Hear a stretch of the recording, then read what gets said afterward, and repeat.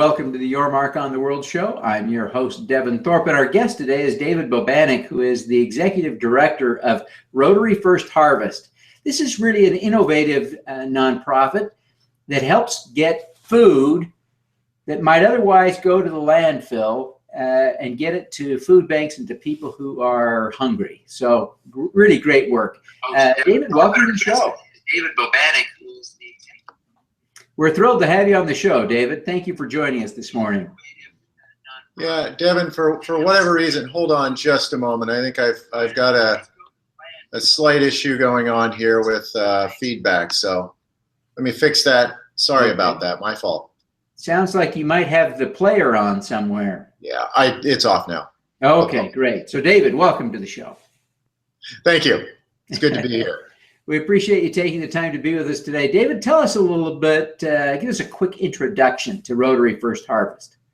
Sure. Rotary First Harvest is it's kind of a blended organization. We're a 501c3 nonprofit, but we're also a program of a Rotary District, and it's the Rotary District in basically the greater Seattle area. And that means that we get support and we have board members and other folks from Rotary clubs throughout the greater Seattle area that help us do our work. And that work started in 1982 as a simple club project, like any Rotary project. It started with one individual.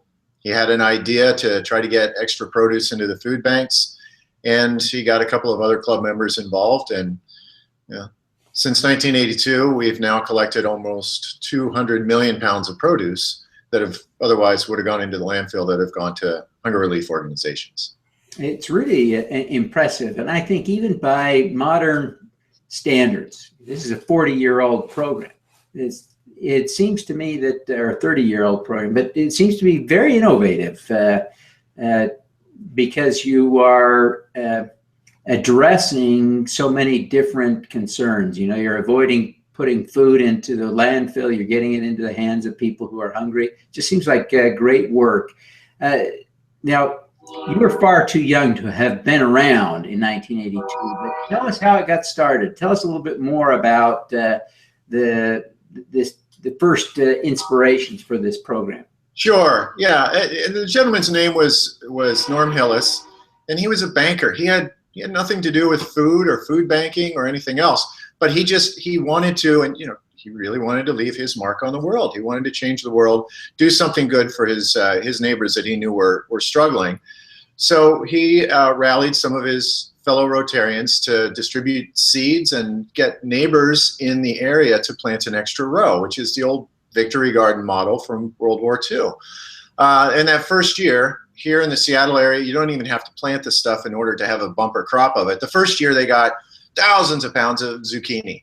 And so that was terrific, and they really appreciated the project. But very quickly, or very soon after they started the project, they had a young Rotarian named Mike Shanahan, who was a chief of police at the University of Washington, and he put out an APB, which is, all points bulletin. That's how you catch bad guys, to law enforcement all across Washington state, asking if they had any extra produce, because he was involved in this Rotary project that was trying to get more produce for those in need. A couple of days later, he got a call from the sheriff in Othello, Washington, which is in agricultural area in eastern Washington, saying, "Mike, we got 30,000 pounds of onions. Come and get them."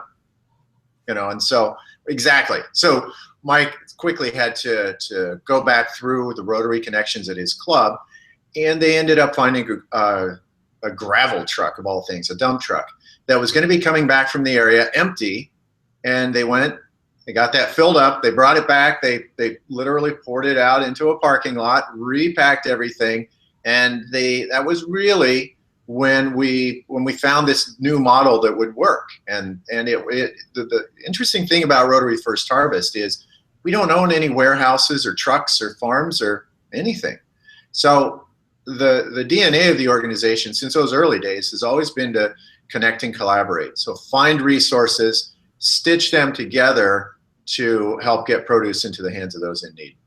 It's really a fascinating model. Give us a sense of the 2016 volume.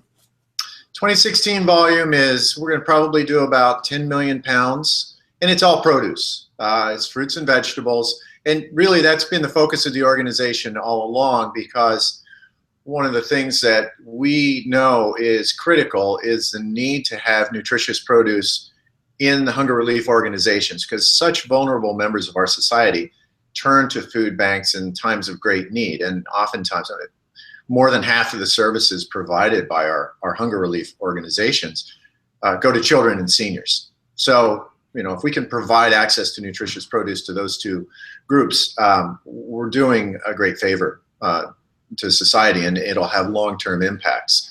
The other thing that we do, and what we realized is that model that I described, where we send a full semi-truckload to a farmer to pick up, say, 40,000 pounds of potatoes or apples. We just did another load of potatoes a couple of days ago. Then delivering it to a hunger relief organization, and then having that warehouse distribute out to programs all across the state.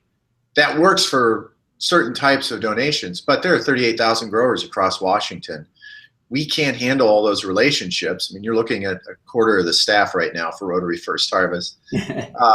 So we created a Harvest Against Hunger program, and it's an interesting new partnership with AmeriCorps Vista. And it places those resources around the state to develop localized relationships between small hunger programs and local growers. And so those 500-pound donations of fresh blueberries or raspberries or peas that would really be challenging for us to apply that model I just described, when it's done at the local level, it works really well, because that's a significant amount of really good nutritious produce coming in at the local level, and those connections, once they're made, are sustainable and last for many years in that community. So is all of the food distributed all the way to the end consumer as raw fruits and vegetables, or does some of this get canned or otherwise packaged along the way so that it's available off season? Yeah, so that's a really good point. We do get some frozen, it's called IQF, individual quick frozen items, and those come in large 1,400-pound totes. They can be put into a freezer. They can be held indefinitely. I mean, one of the challenges with perishable items is that once you get out to the far end of that food distribution chain, the local food banks don't necessarily have the capacity to handle as much of the perishable product as we can hopefully get into them. So there are inherent challenges there. We typically don't get canned product because that comes into our food bank partners through food drives and through other means. Ours has primarily been on the fresh and frozen side. And it's coming straight from commercial growers these days, no more victory gardens. Typically, the vast majority, correct, is coming from commercial growers. There are, with that Harvest Against Hunger program that I described earlier, the partnership with the AmeriCorps Vista, there are communities that are still doing that kind of victory garden model where people are planting an extra row. I just spoke at a Rotary Club yesterday and was describing the work that we do.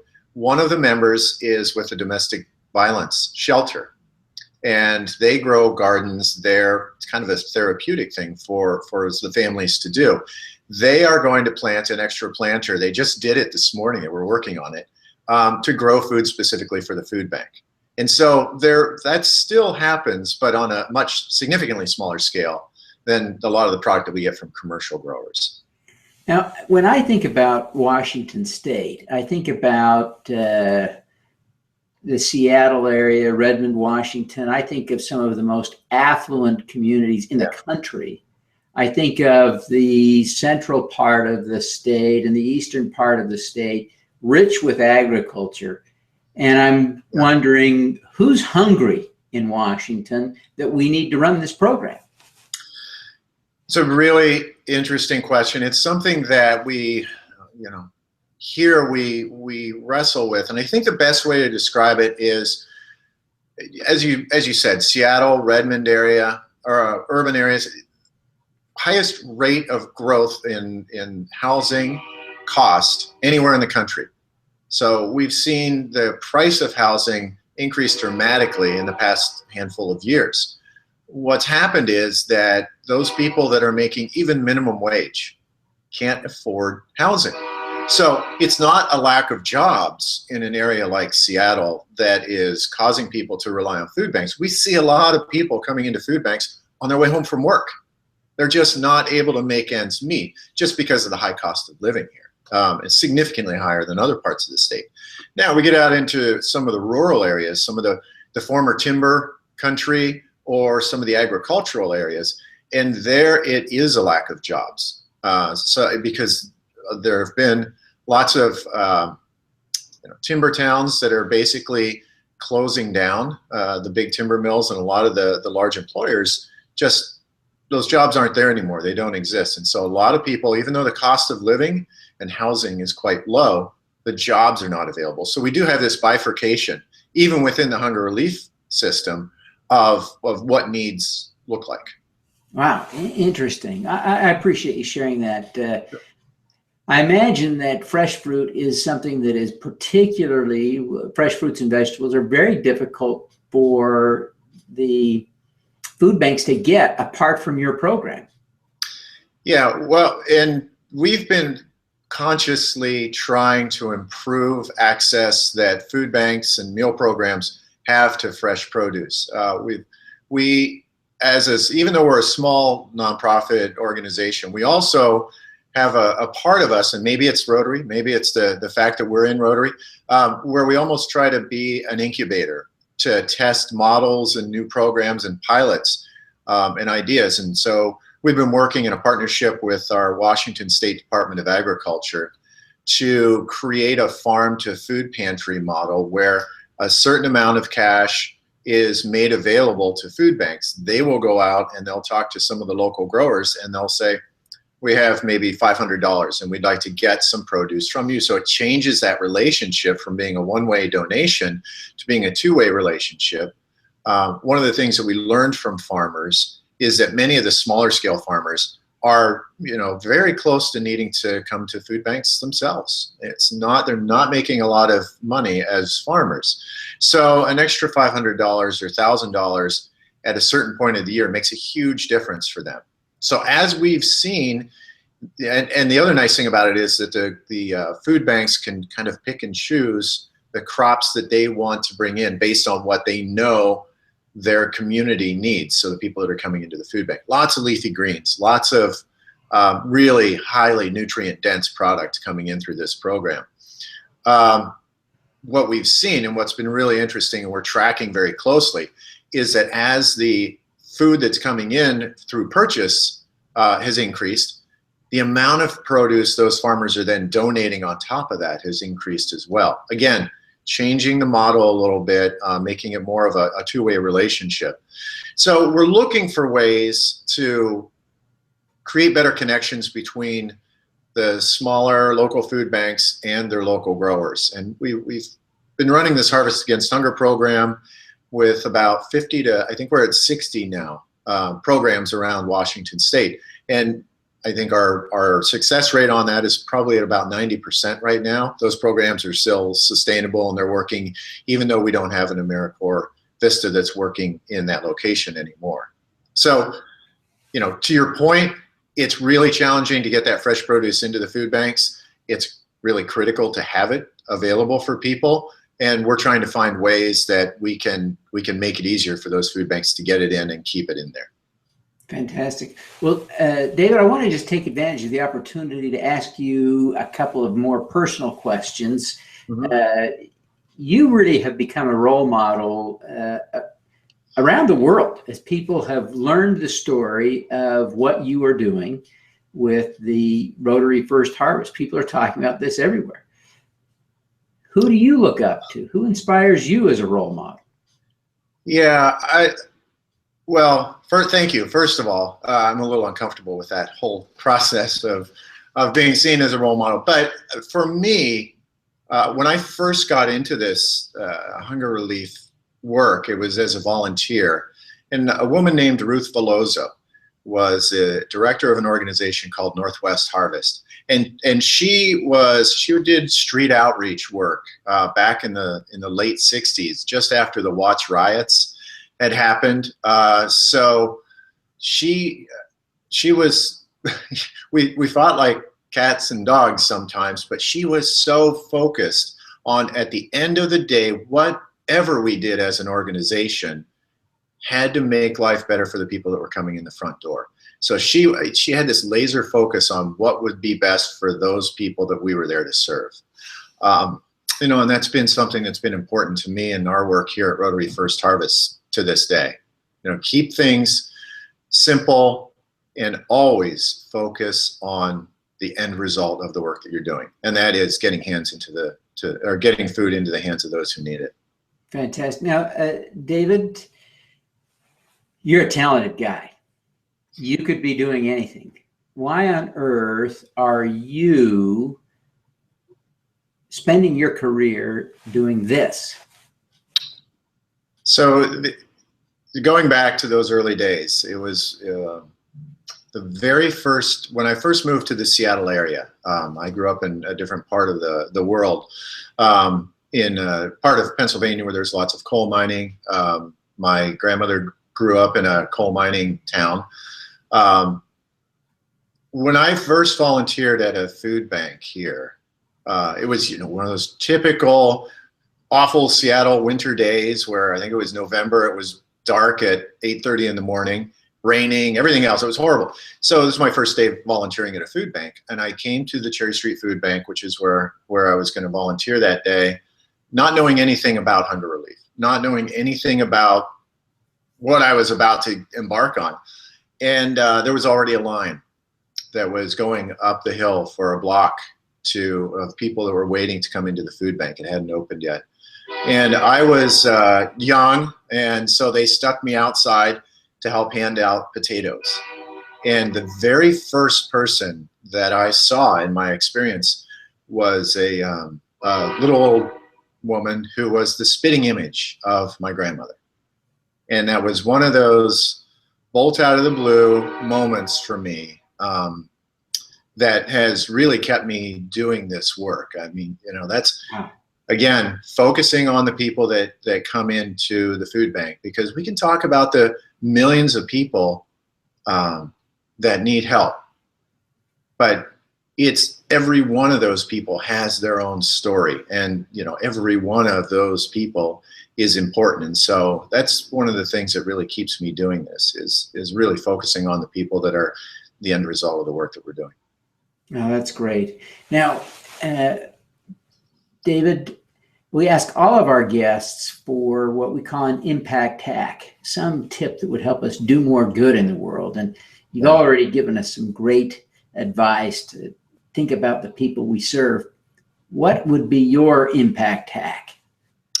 Yeah, I think it's part of the DNA of this organization. That's really the impact hack, and that is look for ways to collaborate with people. You don't necessarily have all the answers. I mean, I should say, I don't necessarily have all the answers. I know that, I'm very aware of that. But there are people out there who do.